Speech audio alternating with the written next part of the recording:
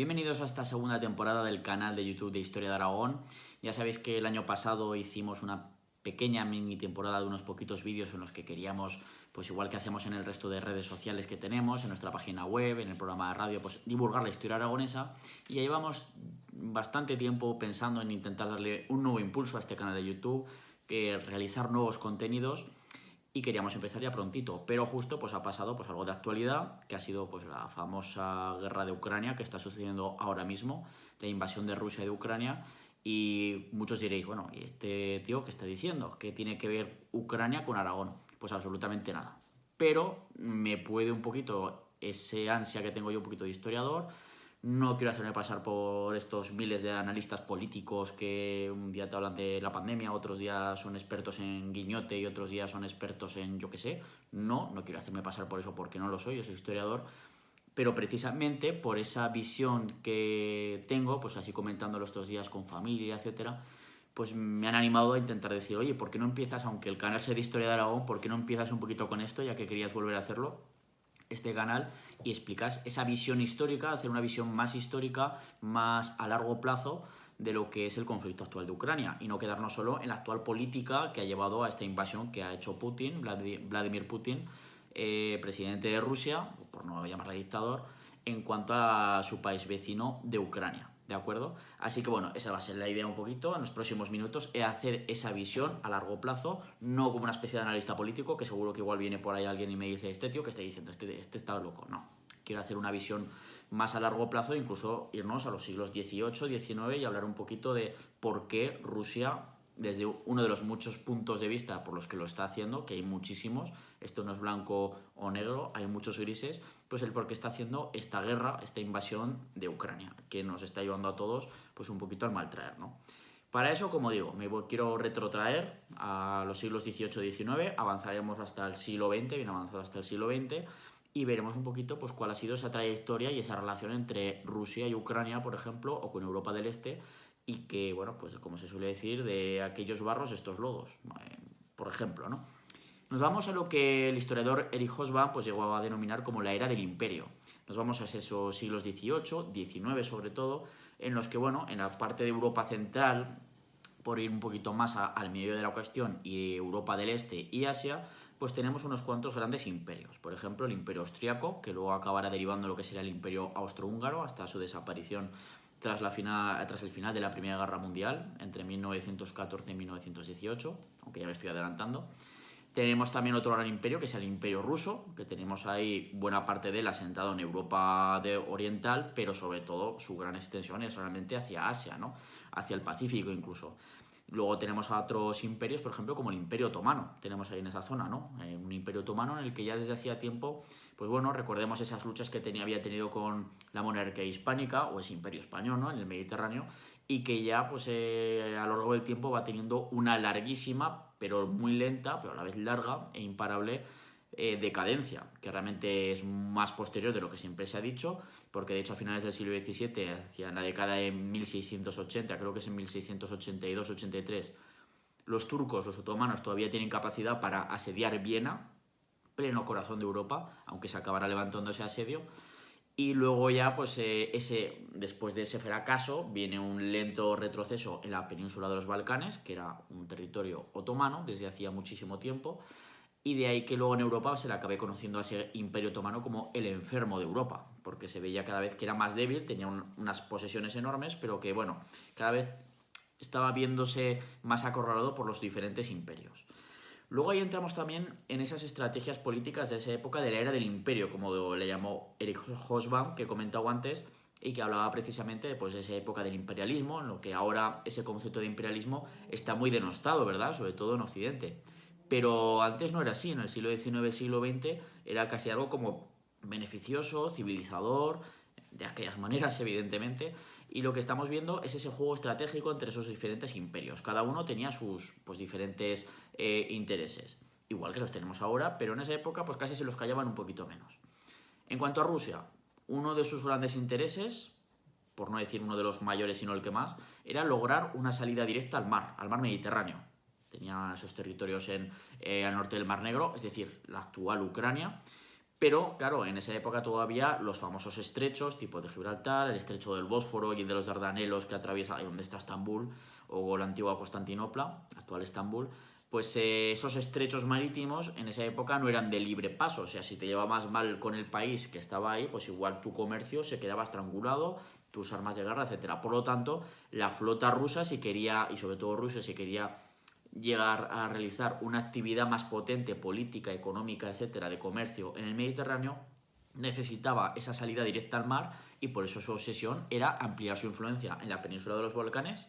Recordemos, posesiones turcas de los otomanos, y una gran obsesión que tenían era sobre todo pues llegar hasta incluso Constantinopla, que controles de los estrechos.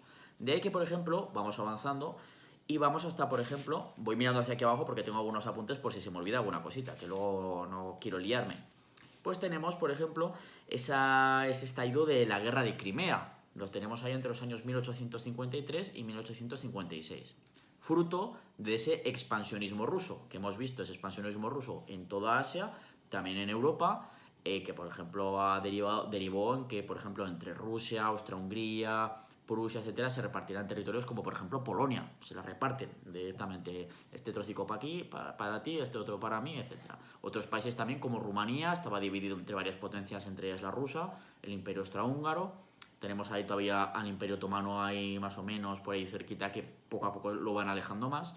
Y esa Rusia quiere aumentar su influencia, como os he dicho, para ir llegando hacia el Mediterráneo y ver la oportunidad de una Turquía, un imperio otomano cada vez más debilitado, y dice, esta es la nuestra. Empiezan esa guerra, aliados con Grecia, pero claro, ahí vienen otras potencias coloniales que también tienen colonias por la zona de Oriente Próximo, etcétera, en África, Gran Bretaña, Francia, dicen, esto no lo podemos consentir. Y sobre todo, lo que se temía en ese momento era un colapso del Imperio Otomano, ese enfermo de Europa que estábamos hablando antes. Así que salen en ayuda del Imperio Otomano y juntos, Francia y Gran Bretaña con el Imperio Otomano, frenan esa invasión rusa y de hecho se desarrolla al final buena parte de la guerra de Crimea en la península de Crimea, que tantos líos se han producido desde el año 2014, si recordemos. Bueno, ahí se produce ese conflicto, que además España le vino bastante bien, o mejor dicho, a unas pocas oligarquías de grandes terratenientes, porque aprovecharon esos años en España para vender grandes cantidades de comida del campo español, sobre todo a Francia y a Gran Bretaña. De hecho, en la prensa se hizo famosa una frase que era algo así como: para que España vaya bien, necesitamos agua, sol y guerra en Sebastopol. Es decir, necesitamos que llueva, que haga buen tiempo y que continúe la guerra de Crimea, Sebastopol, la capital de Crimea. Pues tenemos un poco esa situación, que vemos ahí esos intentos rusos por aumentar su influencia en los Balcanes. De hecho, luego, cuando al final Rusia fracasa en ese intento, pero lo seguirá intentando en las décadas siguientes. De hecho, cuando el Imperio Otomano y a los Balcanes pues se van produciendo esos procesos de guerras civiles, bueno, más que guerras civiles, guerras de independencia, ya sufrió la de Grecia, pues ahora van apareciendo nuevos países. Por ejemplo, tenemos Serbia, un país eslavo en el corazón de los Balcanes, que consigue su independencia del Imperio Otomano oficialmente en el año 1882. Por supuesto, los rusos siempre han tenido una gran simpatía por Serbia, sí, y Serbia por los rusos, porque son eslavos, son pueblos eslavos, y de ahí esa influencia que han querido tener siempre en la península de los Balcanes, por esa salida al mar que han querido tener desde hace mucho tiempo los rusos. Vamos a ir un poco entendiendo ese juego de ajedrez, esas estrategias que tienen en este caso Rusia con Europa del Este, aunque nos hemos ido incluso hasta los Balcanes. Claro, hablamos de un imperio ruso, ese imperio de los zares, muy expansionista, que tiene una tradición muy expansionista que lo ha ido desarrollando sobre todo en Asia de forma más o menos sencilla, y luego también pues en Occidente, en Europa Occidental, ahí ha tenido sus diferentes guerritas, etcétera, sus diferentes territorios, y ese gran imperio ruso e influencia que tuvo en Europa del Este, con esos territorios que ahora son países: Polonia, Estonia, Letonia, Lituania, intentando ahí comerse Finlandia, diferentes territorios, Rumanía y por supuesto Ucrania. ¿De acuerdo? De ahí que ahora, por ejemplo, salga Putin y diferentes versiones de la política rusa diciendo que es que Ucrania prácticamente es una invención, que no, que eso había sido siempre de Rusia, cuando Rusia casi se inicia, aparte del Ducado de Moscovia, etcétera, con Moscú como capital, en la Rus de Kiev. Pero esa es otra historia que si no me voy por los cerros de Úbeda y entonces ya nos vamos a otra historia. Tenemos la situación de ese imperio ruso muy asentado en Europa del Este, pero claro, estalla en 1914 la Gran Guerra, la Primera Guerra Mundial, que se va desarrollando, pero eso sí, en 1917 un señor llamado Lenin, que lo han lanzado los alemanes que lo tenían ahí, se lo lanzan a los rusos. Y bueno, pues la situación crítica que ya tenían desde hacía tiempo en Rusia, que venía incluso de antes de la Primera Guerra Mundial, se acaba desatando en la Revolución Rusa, en esa revolución que triunfa finalmente con el bolchevismo, aunque también es una situación muy compleja, con guerras civiles, con los ejércitos blancos de los zaristas, en fin, tenemos ahí diferentes situaciones. Los que no quieren un zar, una monarquía imperial casi feudal, aunque ya iban dejando eso atrás, pero que tampoco eran revolucionarios marxistas, comunistas, etcétera, no lo eran tampoco. Hay mucha lucha ahí. Y claro, para garantizarse una tranquilidad externa y solucionar lo que tienen, el follón que tienen internamente, al final esa Rusia se quiere salir de la guerra y firma con Alemania el Tratado de Brest-Litovsk en 1917, una ciudad que estaría en la actual Bielorrusia, y que claro, con ese tratado lo que hace Rusia es ceder a Alemania una zona de influencia muy grande, territorios directamente, una zona de influencia muy grande, que incluiría pues Estonia, Letonia y sobre todo Ucrania. Claro, esos territorios que los había dominado desde hacía tiempo Rusia, los pierde. Pierde mucho territorio y sobre todo mucha influencia sobre Europa. Luego llegan los felices años 20 que se les denominaba, los años 30, el ascenso de los fascismos en Europa.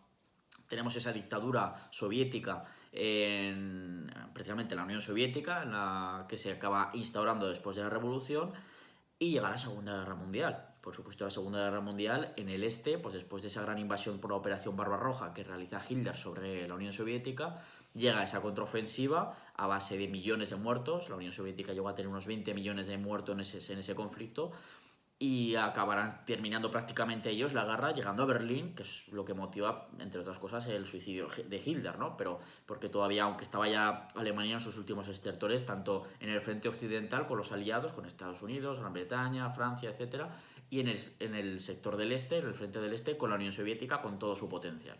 Claro, ha avanzado hasta Berlín y ahora ya, pues en este caso Stalin, ya dicen, es el momento de recuperar esa influencia que teníamos antes desde hacía siglos en Europa del Este. Y de ahí que se creen unas repúblicas que pues en ese momento pues acaban siendo títeres, digamos, de esa Unión Soviética. Están dentro de la órbita de la Unión Soviética y recupera Rusia esa influencia en Europa del Este. Avanzamos en el tiempo. Finalmente llegamos a los años 90, 90-91, tenemos desde mediados de los 80 a Gorbachev como premier soviético, y al final toda esa crisis que se produce dentro de la Unión Soviética, social, económica, pues acaba derivando en el fin, en el colapso de la Unión Soviética de una manera o de otra, y unos años bastante complicados. Claro, muchos de esos países, al final, cansados de esa órbita de la Unión Soviética, tenemos a la República Democrática Alemana. Alemania estaba dividida en dos, ¿no? Tenemos esa Polonia, las repúblicas bálticas, tenemos a la propia Ucrania, a Bulgaria, diferentes países de Europa del Este. Algunos de ellos siguen más o menos dentro de la órbita rusa, ya de una Rusia más capitalista, o algo raro que hay en los años 90 durante ese proceso de transición hasta que llega el señor loco Putin al poder a finales de los 90 y comienzos de los 2000. Y bueno, lo que tenemos ahí es precisamente una situación en la que Rusia, de nuevo, igual que había ocurrido en la Primera Guerra Mundial, de repente, con ese colapso de la Unión Soviética, pierde esa influencia sobre Europa del Este, porque buena parte de esas repúblicas lo que hacen es intentar ampararse, no solo cogen ahora, cambian radicalmente su sistema político y económico y social, que es el comunismo, la revolución marxista, la sociedad sin clases, etcétera. Quiero esto resumiéndolo mucho y simplificándolo demasiado, tienden a occidentalizarse hacia el capitalismo, hacia Europa. Algunos incluso acabarán entrando en la Unión Europea, en la famosa OTAN, otros no, y pierde esa influencia. Claro, con los años Rusia ha ido retomando ese viejo poder como una de las grandes potencias, ya no europeas, sino mundiales, que había tenido ese papel durante incluso siglos, ¿de acuerdo? Sobre todo esa era del imperio que hablábamos al principio. Y al final ya se ha visto fuerte en los últimos años como para volver a ese ataque dentro de su propia mentalidad, o al menos de sus oligarquías gobernantes, que no son lo mismo los rusos, o buena parte de los rusos, como sus gobernantes. No es lo mismo, como estamos viendo, que hay protestas contra esta guerra de Ucrania, esta invasión. Y precisamente lo que vemos es eso, que Putin ahora mismo, Rusia, lo que está volviendo a intentar hacer es recuperar, igual que se hizo tras la Segunda Guerra Mundial con Stalin, recuperar parte de esa zona de influencia que había tenido desde hacía tiempo en Europa del Este. Y de aquí, pues de esos problemas, de ese intento de recuperar esa vieja influencia, viene, pues entre otras muchas cosas, evidentemente, esto no es tan fácil, pero por dar una visión ya no política, porque no es mi intención dar una visión política, porque yo de entender de política pues entiendo lo que entiendo, más bien poco, como que la mayoría, pero sí esa visión histórica de un proceso histórico largo que viene desde siglos atrás y que hace que pues, Rusia, el por qué sigue teniendo esos intereses en Europa del Este y en alcanzar su política y su esfera de influencia de forma directa o más indirecta a través de estados títeres en todas esas zonas donde ya lo tuvo anteriormente.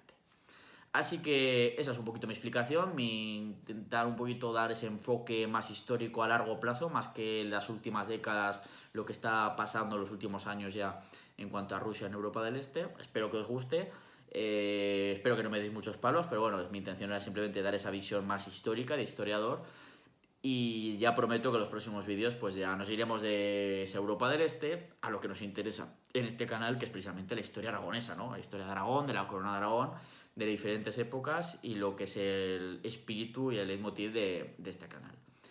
Así que despidiéndonos con una pequeña pildorita, ¿os acordáis de esa guerra de Crimea que he comentado antes? Bueno, pues no era de Aragón, pero tenemos ¿os acordáis de Juan Prim, el general Juan Prim? Uno de esos generales del siglo XIX, de esos que hubo muchos como Espartero, Narváez, etcétera. Pues bueno, pues Juan Prim, justo en esa guerra de Crimea, estuvo por ahí campando como una especie de legado occidental, como viendo sin tener que meterse en la guerra. Pero parece ser que en una de esas batallas, pues estuvo por ahí. Y bueno, pues en el lado otomano, con los aliados franceses y de Gran Bretaña, y él en una batalla tenía que irse para atrás porque él no era parte beligerante. Y parece que le picó el mosquito este bélico que tenía un poquito en cabeza, un joven general Juan Prim, bueno, todavía no general, y casi no mete a España en esa guerra de Crimea por ese acto que iba más allá de la diplomacia, que era su papel.